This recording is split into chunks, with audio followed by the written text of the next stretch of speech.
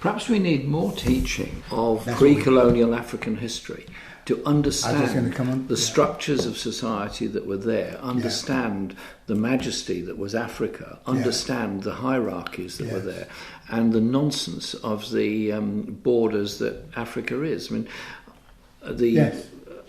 a great play would be a reenactment with backstories of the 1884 Congress of Berlin.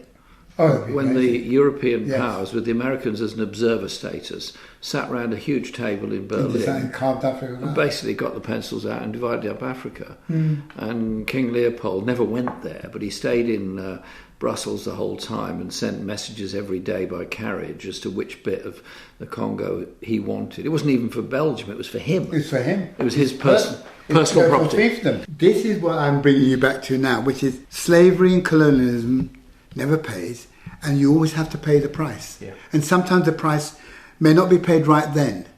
Unfortunately for our generation and our children's generation, it's us who's going to have to pay the price. It's now we're paying the price. So this thing that happened all that time ago is now coming full circle to us.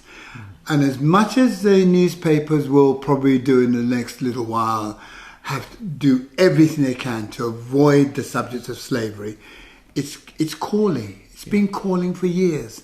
And slavery is something we have to pay back. We have to undo it. And all this nonsense about, well, we will never pay reparations. Well, I think in time you will. The economic structures, the ownership structures and so on did not change at all. Not at all. I mean, can you imagine, Jeremy, today, I went to Barbados in 1974. I'd just done something with Muhammad Ali, actually. And I went from there to Barbados to do because I was doing a film with Ali about the black Muslims. Oh, yeah. I wasn't interested in boxing. I was interested in the Muslims.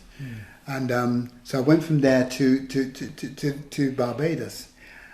And I saw, and they're still there, the houses they live in. The house they live in half the size of this room. And there were chattel houses that the slaves had lived in. The same chattel houses. The same houses. And I tell you something, I watched them doing polo. They had a polo game. Wow. Oh, the white rich It would be. were playing polo. Very expensive game, polo. That's right. And what they did, they sent across the polo field, ranging from about 5 or 6 years old to about 80 years old, whole series about black people on their hands and knees, picking out the seagrass so it didn't hurt the horses' hooves. This was 1974. What? And do you know what I did? I stood there and I cried. I just cried. I just bawled my eyes out. I could not. I mean, I'm always crying now because it still hurts. And I just thought, my God, this is just humiliation. This is now your island, but it isn't. Because the same people who owned the island when it was a slave island are still the majority of people who still own the island today. Well, that's got to stop. Your books mention Spitalfields and the support that the white working class gave to slaves that were freed and living in Britain but in danger of being captured by slave catchers. But also the solidarity that came later on, the Lancashire cotton workers, their solidarity with the slaves in the southern states of the USA, and at enormous personal cost to themselves. It's those kind of acts of solidarity that I think we need to develop. We've got to get into the heads of people today that the majority of people from Africa, the majority of people from Europe had nothing to do with it. They were almost as enslaved anyway. And that what the people who were responsible for it have still got the money, have still got the estates, have still got their businesses. Our friends, our greatest friends for black people have been the white working class. Through the centuries. I mean, where was somebody who had won manumission? Where was he going to get a place to live? Oh, Mrs. Baroness so-and-so down in Belgravia? No. He went to where It was a white working class.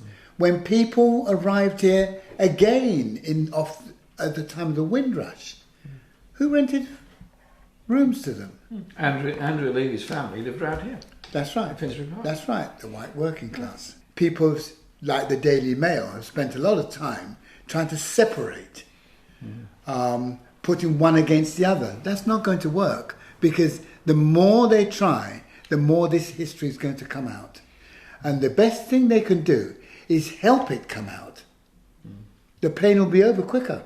After the Bristol bus boycott, Paul Stevenson persuaded Harold Wilson to bring in the Race Relations Act, which was 65. Yeah, that's right, 65. Yeah. I remember an argument. I was, 16, 17 at the time in school. I was supportive of the Act and what it was trying to do. People said, you can't change what's natural. And these boys who had grown up in predominantly farming communities in the Midlands, it was a small town, were sort of saying, well, it's all natural, isn't it? I said, no, it's not. They said, yeah, it is. And they were consciously or unconsciously deeply racist in their approach to all of this. If you look at that and then you look forward, the United Kingdom is going to be a very exciting place, because the United Kingdom is going to take on board these lessons. We haven't finished learning them yet. No. We've just only begun. And by the time we've finished learning these lessons, all the things that you see and people saying is natural today will be unnatural tomorrow. Yeah. History is the most important subject. Because history, as we know, is written by the victors. And they got away with it. Why? Because there's nobody there to challenge them. So it is important to re-examine our history, learn from it, and make for a better and stronger future. So support Double Down News on Patreon.